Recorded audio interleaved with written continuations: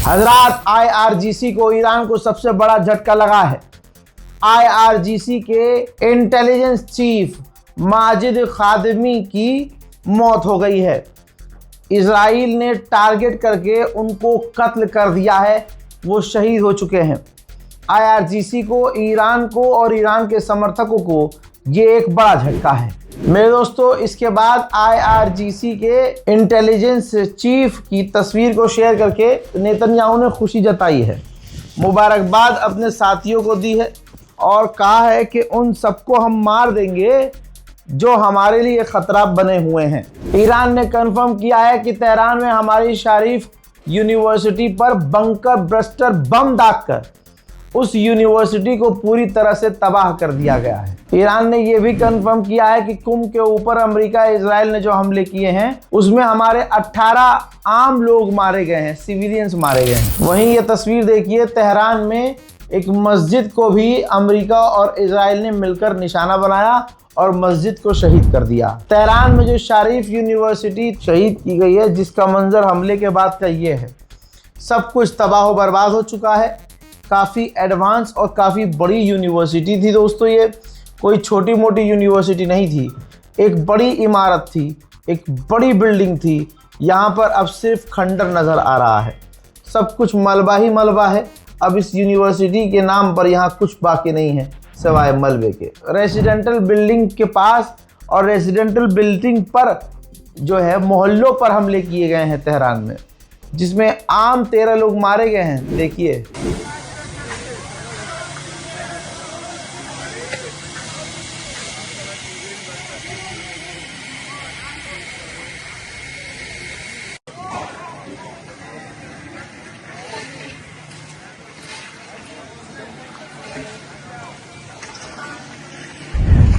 पूरी रात ईरान पर खतरनाक और जोरदार हमले जारी रहे हैं।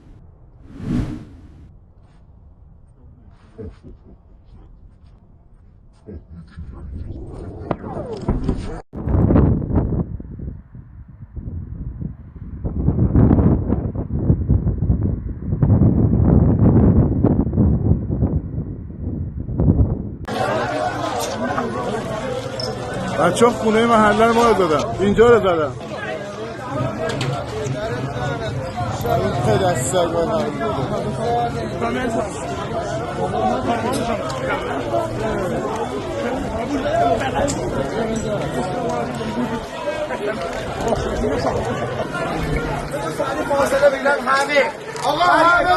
बौखलाए डोनाल्ड ट्रंप ने एक बार फिर से 12 घंटे के बाद रिपीट किया है कि अगर ईरान ने मेरी बात नहीं मानी तो मैं पूरे ईरान को उड़ा दूंगा। वहीं 2 और समुद्री जहाज टैंकर LNG लेकर भारत के लिए रवाना हुए हैं। स्ट्रेट ऑफ हॉर्मुज क्रॉस कर रहे हैं ईरान की परमिशन के बाद। एक कतर का टैंकर स्ट्रेट ऑफ हॉर्मुज पार करने जा रहा था, ईरान ने उसे परमिशन नहीं दी और धमकी दे दी, जिसके बाद वो टैंकर आगे से यू टर्न लेकर वापस आ गया। जहां UAE और गल्फ देश रोज कहते हैं कि हमने ईरान की मिसाइलों को रोका है, ये UAE की चंद तस्वीरें हैं जो बड़ी मुश्किल से आपको मैं दिखा रहा हूं। UAE के अंदर धमाका हुआ है। धमाका का मतलब ये है कि ड्रोन गिरा है। ड्रोन गिरने का मतलब ये है कि ईरान ने हमला किया है, ठीक। लेकिन UAE और गल्फ इसी तरह से झूठ बोलते हैं कि जी हमारे यहाँ सब कुछ ठीक है, हमने ईरान की मिसाइलों को रोका है। वहीं मेरे दोस्तों, ये मलबा देख लीजिए, इजराइल की ये क्रूज मिसाइल है जिसे ईरान ने इंटरसेप्ट करके तबाह किया है। अमेरिका का बहुत बड़ा अखबार है द अटलांटिक, उसने लिखा है, बल्कि आप पूरी स्क्रीन पर देखिए, उसने लिखा है कि अमेरिका की पूरी इंटेलिजेंस ईरान में फेल हो गई है। उनको इस बात का एहसास नहीं था, अमेरिका की इंटेलिजेंस को एहसास ही नहीं था कि ईरान से भिड़ना इतना महंगा पड़ जाएगा और जंग इतनी लंबी खींचेगी और इतना ज़्यादा खर्चा हो जाएगा। इसी तरह से अमेरिका का अखबार न्यूज़ वीक लिख रहा है कि डोनाल्ड ट्रंप की अब तक की जितनी धमकियां थी स्ट्रेट ऑफ हॉर्मुज खुलवाने की, वो तमाम धमकियां बेकार साबित हुई हैं। तमाम चीज़ों के बीच IRGC के स्पोक पर्सन के द्वारा कहा गया है कि अगर हमारे सिविलियंस पर हमला किया गया तो याद रखना हम तुम पर और बड़े हमले करेंगे। जिन गुलाबी सुअर और नेतन्याहू ने चीख चीख कर कहा कि ईरान की मिसाइल पावर को हमने ख़त्म कर दिया है। एक बार फिर से आप देखिए कि ईरान ने मिसाइल लॉन्च किया है और मिसाइल के ऊपर बदला लेने की बात लिख कर लॉन्च किया है। अमेरिका के एक और अखबार ने बहुत बड़ी बात लिखी कि ईरान के इंफ्रास्ट्रक्चर, ईरान के इलेक्ट्रिसिटी और ईरान के पानी पर हमला करना कोई बहादुरी का काम नहीं है।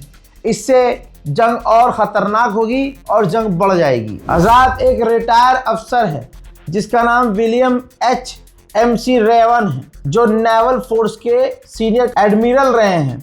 इन्होंने कहा कि डोनाल्ड ट्रंप, तुम्हारी हरकतों ने, तुम्हारी बातों ने, तुम्हारे एक्शन ने हमें हमारे बच्चों के सामने ह्यूमिलेट किया है, हमें जलील किया है, हमें रुस्वा किया है तुम्हारी हरकतों ने।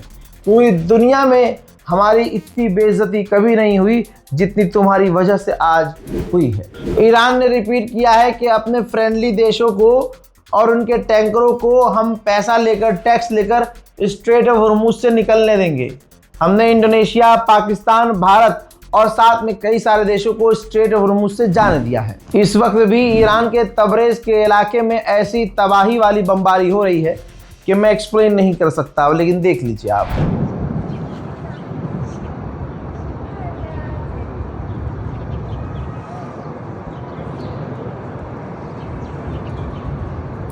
मोहतरम हजरात, हालात बहुत ख़राब है। इस रिपोर्ट को शेयर कीजिएगा, चैनल को सब्सक्राइब कीजिएगा, इंतज़ार कीजिए मेरे अगले अपडेट का। तब तक के लिए जय हिंद।